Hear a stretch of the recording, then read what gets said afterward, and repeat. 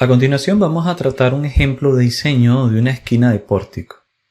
Las esquinas de pórtico son un problema típico de diseño donde el detallado de refuerzos juega un rol muy importante. Y lo interesante de este tipo de problemas es que la región de una esquina en un pórtico, como por ejemplo el que estamos observando de concreto armado, va a estar sujeto a un estado de tensión que es complejo y no puede ser analizado con la teoría de vigas o teoría Euler-Bernoulli.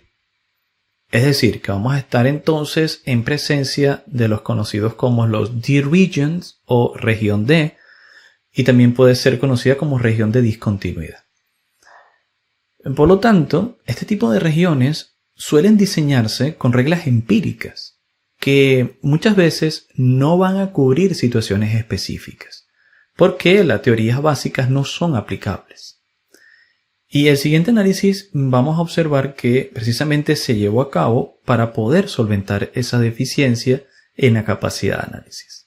Este es, por cierto, una estructura que se construyó para el proyecto de una ampliación o la creación de un nuevo campus de Brixen de la Universidad Abierta de Bolzano en Italia. La estructura del pórtico forma parte del auditorio y el punto es que está visualmente expuesta en su lado posterior, el que vemos hacia la izquierda, con una gran fachada de cristal que crea una impresión estética importante. Por lo tanto, era también requerido, riguroso por, el diseñador, limitar el ancho de las grietas en estos pórticos que van a terminar siendo visibles. La viga que estamos observando es una viga pretensada, y los cables de anclaje también influencian significativamente, en el estado de tensiones de la esquina del pórtico. Ahora, el punto es que el detalle de refuerzo fue un problema importante en este proyecto y el modelo se redujo a una sección de todo el complejo que incluía la mitad simétrica de la viga con la losa de piso y partes de las columnas. Este modelo se basó en el análisis de un pórtico completo de 5 niveles, como vemos al lado izquierdo de la imagen, y lo primero en ser considerado fue la complejidad del modelo.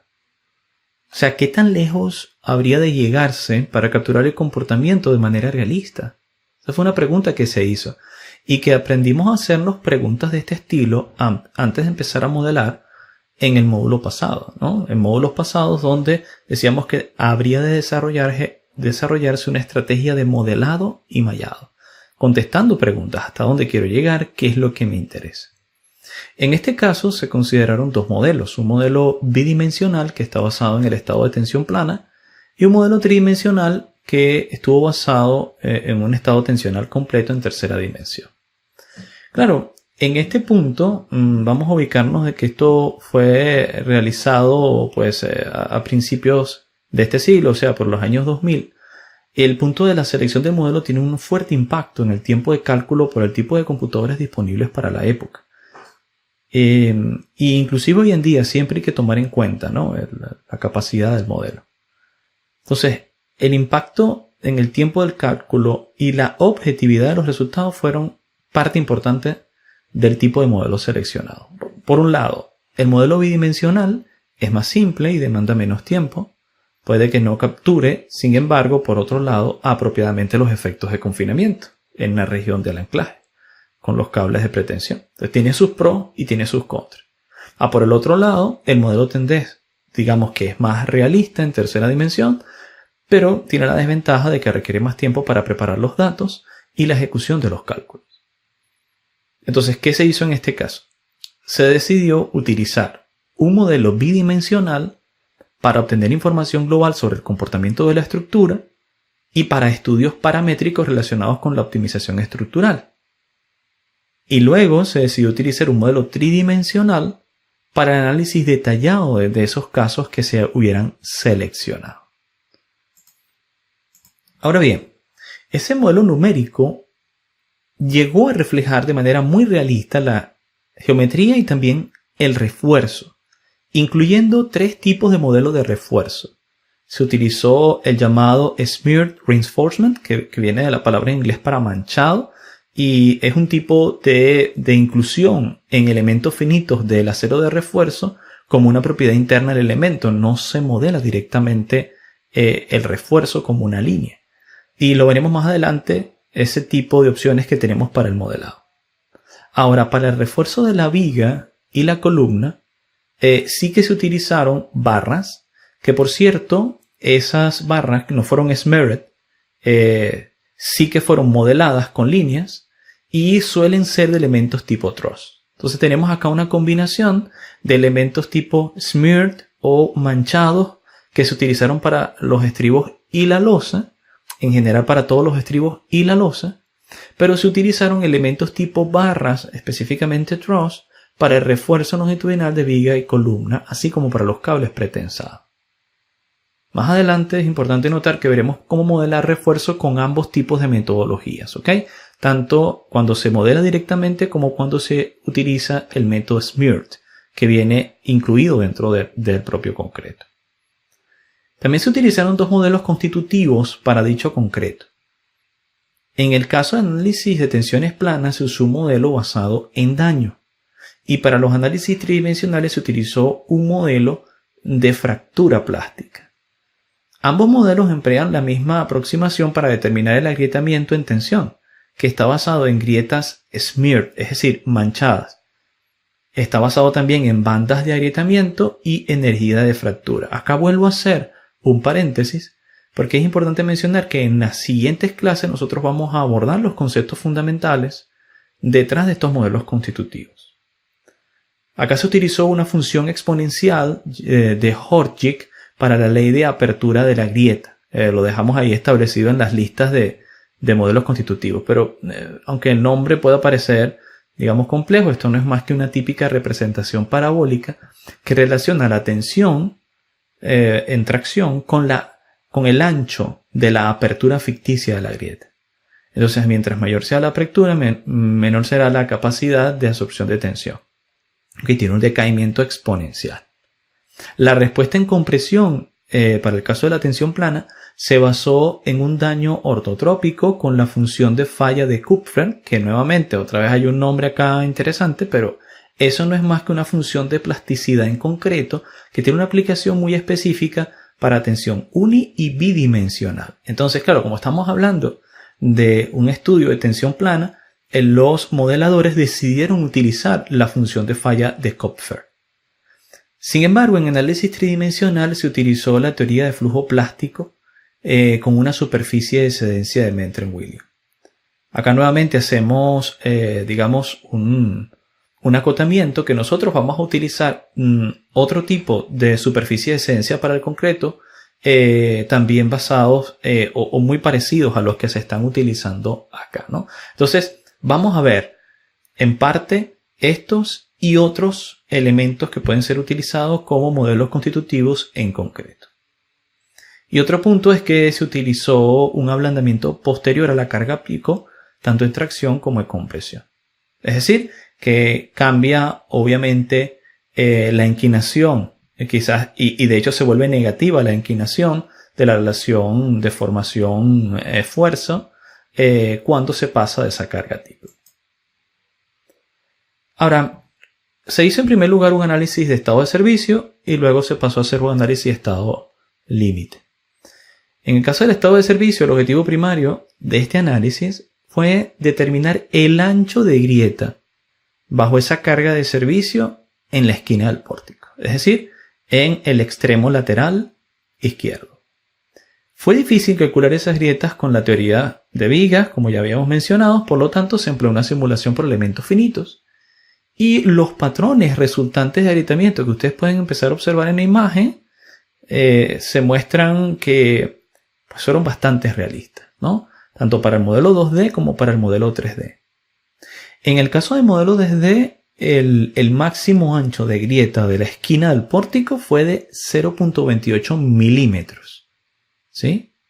Y en el caso del análisis 3D fue inferior, casi la mitad, de 0.15 milímetros.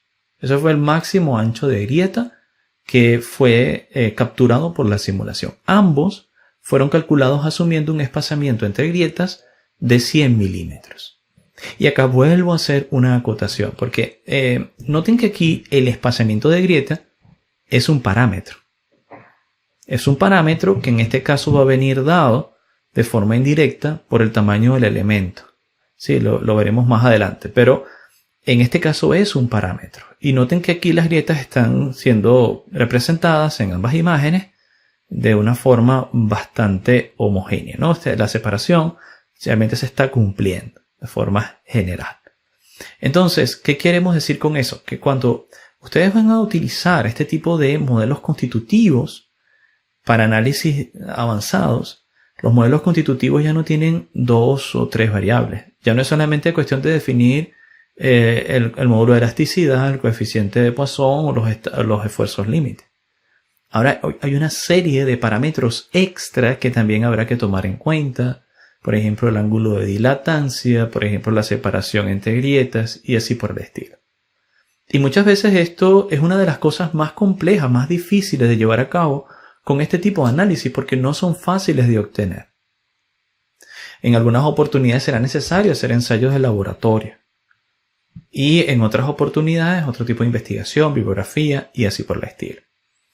Más adelante nosotros vamos a abordar este tema y veremos que hay ciertos modelos constitutivos que nos permiten con pocos parámetros llegar a una aproximación más adecuada.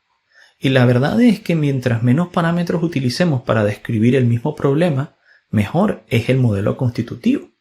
Tenemos que buscar modelos que nos simplifiquen la tarea de obtención de los parámetros, porque un modelo puede ser pues muy bueno para tratar de determinar el estado tensionante y la deformación, pero luego si no tenemos los parámetros adecuados para alimentar ese modelo, pues no nos va a servir de nada. ¿Ok? Muy bien, dicho esto, ¿no? Ambos patrones que estamos viendo en la imagen, patrones de aireamiento, repetimos, son bastante similares realmente en ubicación y dirección. Ahora, hablábamos de que en el caso 2D fueron de 28 milímetros el ancho máximo de grieta, 0.28 milímetros, y en el caso del 3D fue de 0.15 milímetros la separación. Ahora, ¿cuál fue la razón entre esos dos tamaños relativos de grietas? Bueno, se explica porque la capacidad del modelo para capturar el ancho de grieta variable en la tercera dimensión es mucho mejor, porque precisamente utiliza esa tercera dirección para variar el ancho. Y se terminan produciendo grietas más finas cercanas a la superficie donde está ubicado el refuerzo. También se muestra la distribución de tensión en la misma imagen. Ustedes pueden ver cuál es la distribución de tensiones, que obviamente, digamos en este caso, acá está la salida, pero acá esta distribución de tensiones toma en cuenta el cambio de la tensión en la parte interna también, que noten que se vuelve más ancho.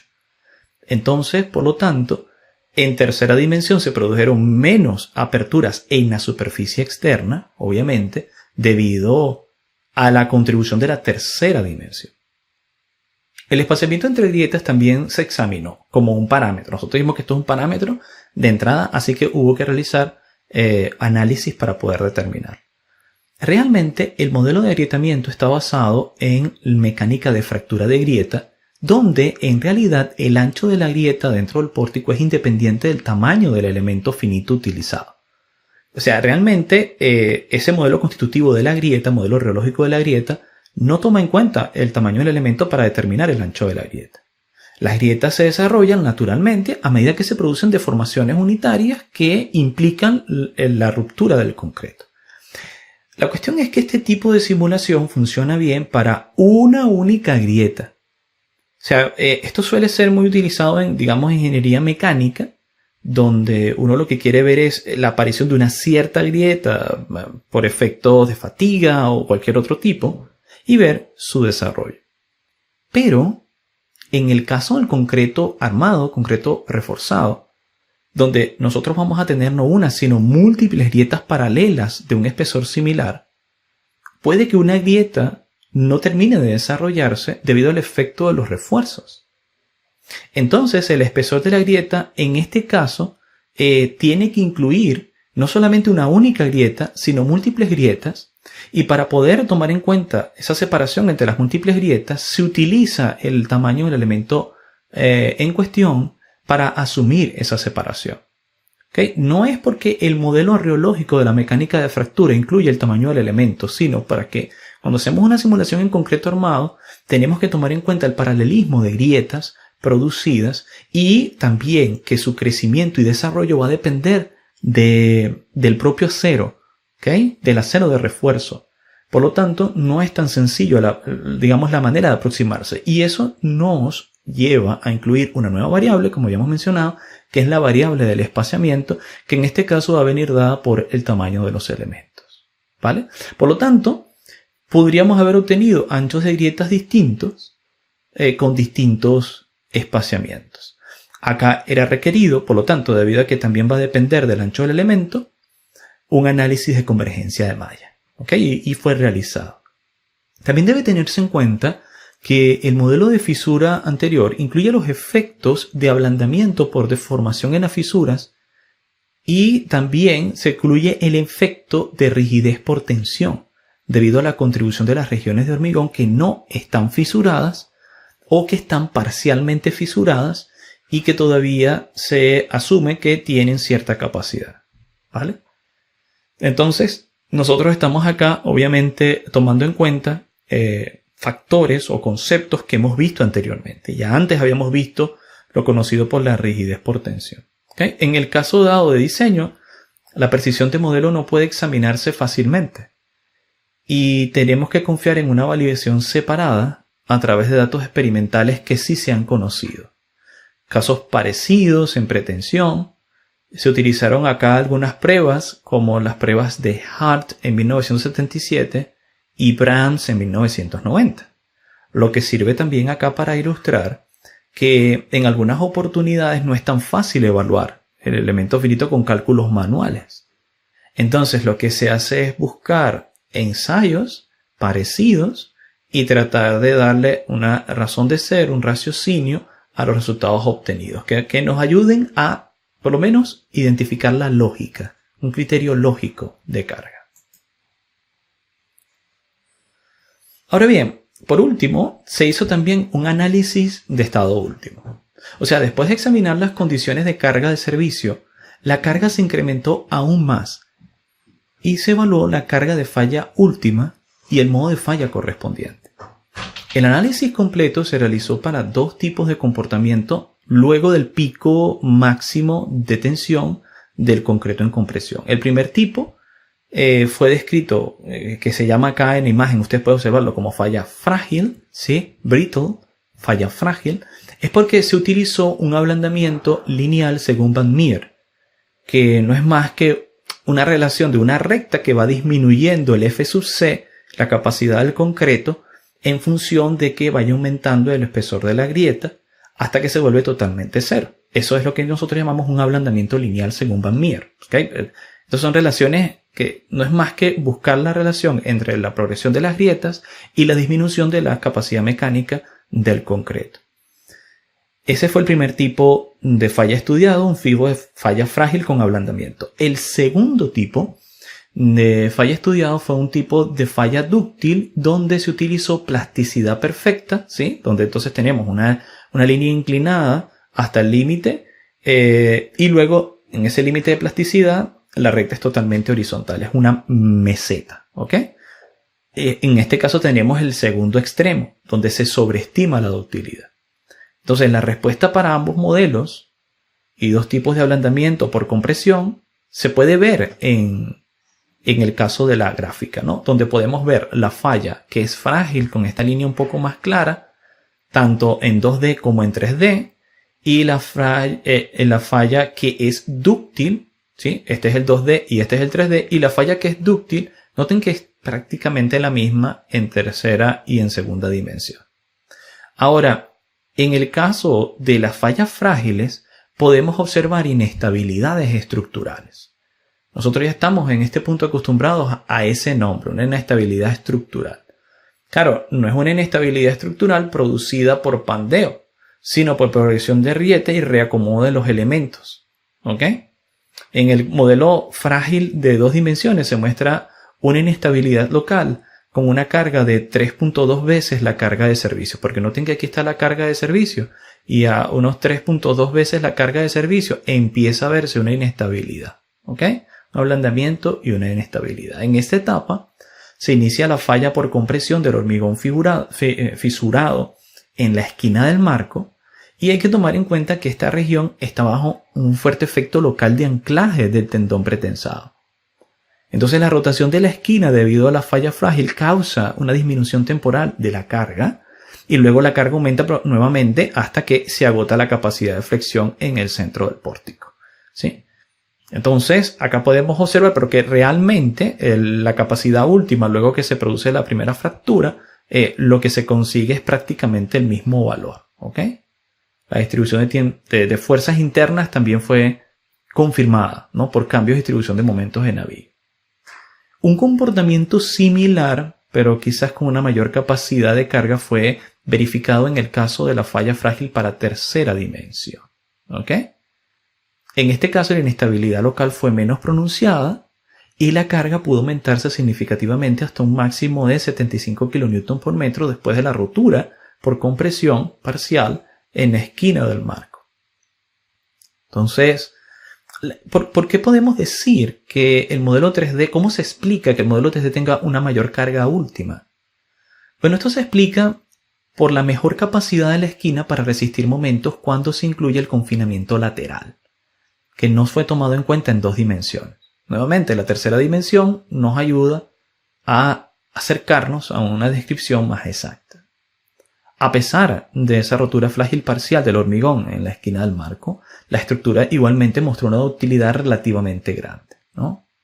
La flexión a la mitad del marco fue de 355 milímetros en el momento de la falla, y en el análisis de 3D fue 14 veces mayor que en la carga de servicio. Ahora, para identificar el origen de esa ductilidad limitada, ambos modelos se analizaron también con modelos con comportamiento perfectamente plástico en compresión. En este caso, como ya habíamos mencionado, recuerden, perfectamente plástico es el caso de la meseta, este era el caso frágil, y este es el caso dúctil, perfectamente plástico. En ambos casos, como habíamos mencionado, se obtuvo una respuesta bastante parecida, ¿ok? Sin embargo, podría considerarse que la respuesta frágil es un poco más realista que esta dúctil perfectamente plástica. También es interesante la información sobre el tiempo del ordenador necesario. Fíjense, esto fue parte de estudio realizado, en este caso, para análisis de este Campus Brixen. Esta empresa, que es una consultora de diseño, que sí, ciertamente estaba en la etapa de diseño del pórtico, no pasa nada, pórtico de ese auditorio, pero que tuvo que utilizar, en este caso específico, análisis no lineal avanzado, porque están en la etapa de diseño, pero aún así tuvieron que utilizar análisis no lineal avanzado, y que esto es distinto con respecto a los casos que habíamos visto anteriormente, donde eran análisis que venían seguidos a la falla, ¿ok? Análisis forenses. Acá no. Acá se está haciendo un análisis de diseño.